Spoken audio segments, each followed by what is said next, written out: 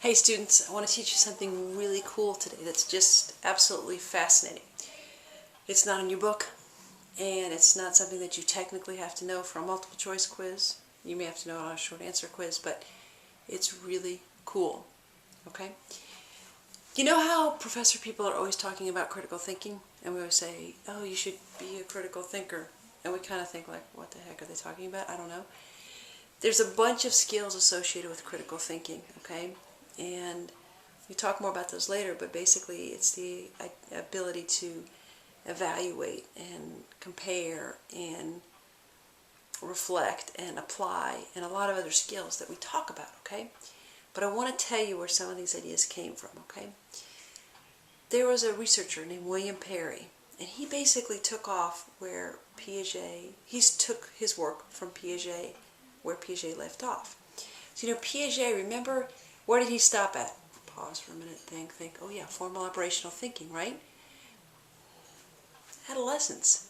Do you really think for a minute that your brain stopped developing in adolescence? Good night. I hope not, because if I think about my brain in adolescence, it's a scary thought to go back to what I was thinking when I was 16 and 17 and 18. I sure hope my brain didn't stop there. William Perry recognizes that we don't stop developing at formal operational thinking. So what he did, his stages occur after formal operational thinking. So we have sensory, motor, and pre-operational, and concrete operational, and formal operational thinking, and all that Piaget stuff. And then we get into Perry's work, okay? So I'm going to talk to you about Perry's stages real quick, and I hope it's not going to be too long, but it's really interesting to me, so bear with me for a minute.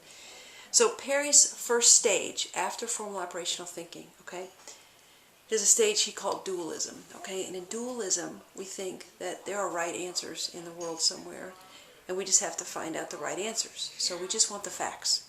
We want to know, just tell me what I need to know. Tell me what's going to be on the quiz, okay? So we want to know, well, in psychology, a great thing would be, we want to know who's right, Freud or Skinner, okay? In another field, political science or whatever else, we want to know which political system's better, democracy or totalitarian government. Just tell me the answer, okay? There must be an answer out there somewhere. Just tell me what it is. And what students happen in the dualism stage, where we normally in his first year of college students, okay?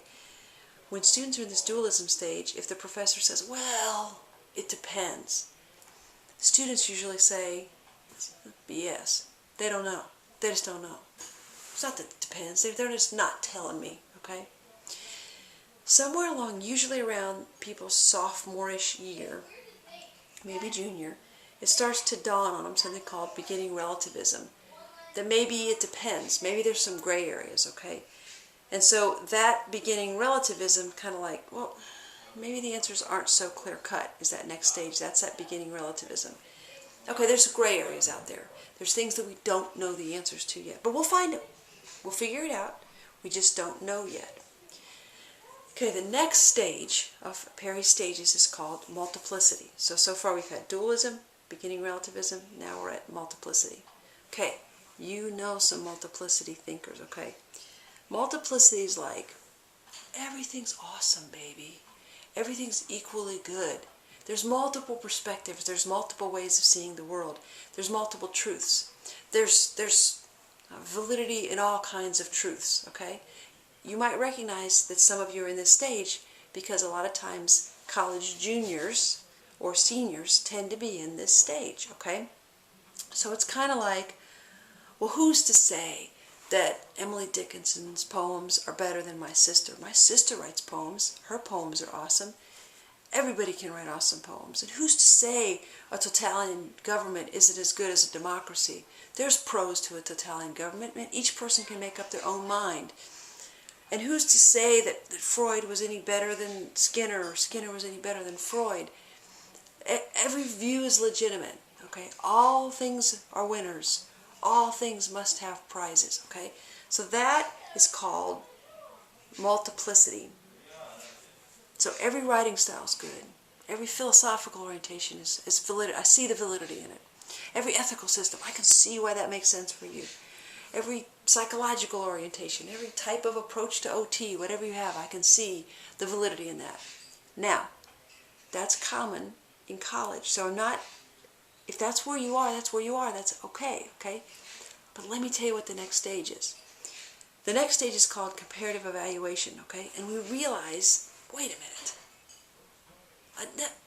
All those political systems, they aren't all equally good. All those psychological theories, they aren't all equally good.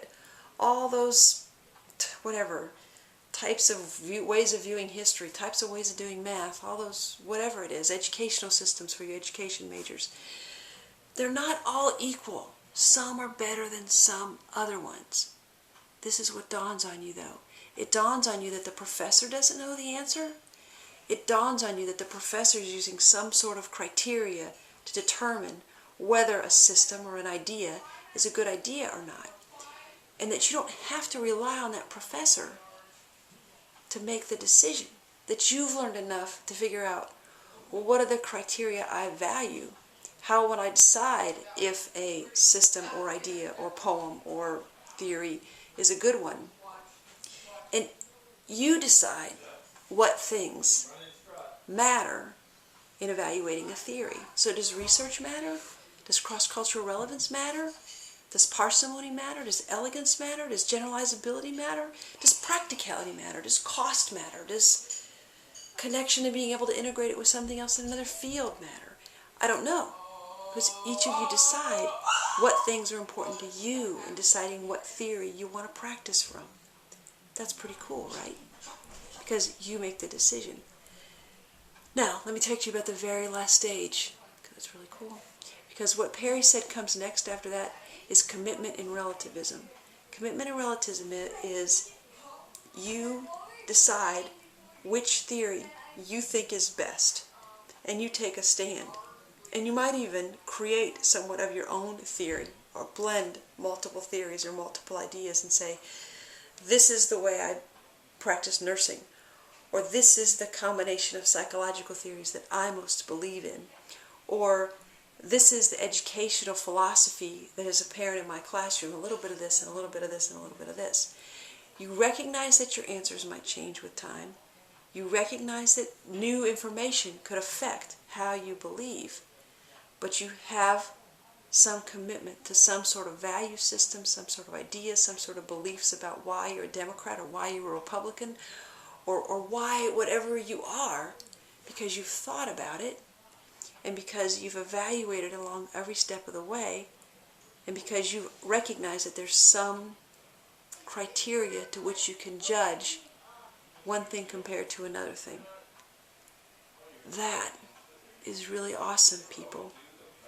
Now, what we know is that from the research, just being in college helps people move along those stages. They get from one to the next, to the next, to the next, to the next.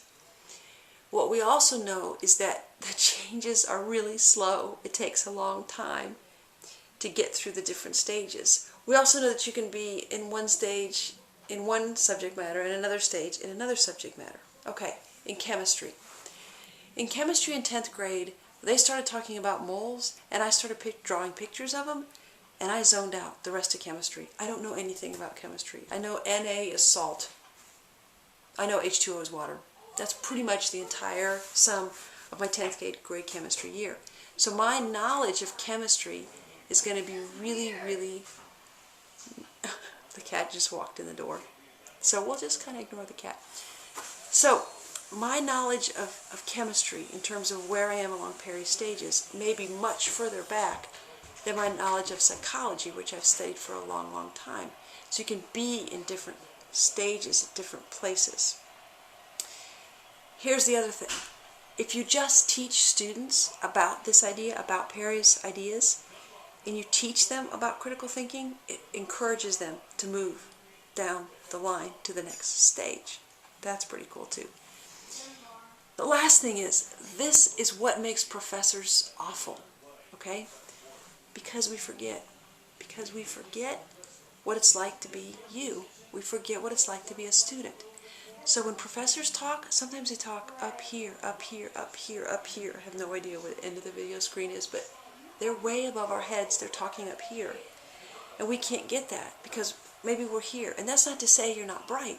It's just that if you're in a dualism stage and a professor's way up here, they don't remember what it's like to be learning those things for the first time. They don't remember what it's like to be learning those ideas. So they can't teach to you at a level that you understand, because they forget your aha experiences. They forget how many aha experiences to get them to where they are. So the best professors are able to go back to students to connect with all the things we didn't know, and all the tentativeness, and all the different stages that people are in. And that is really cool.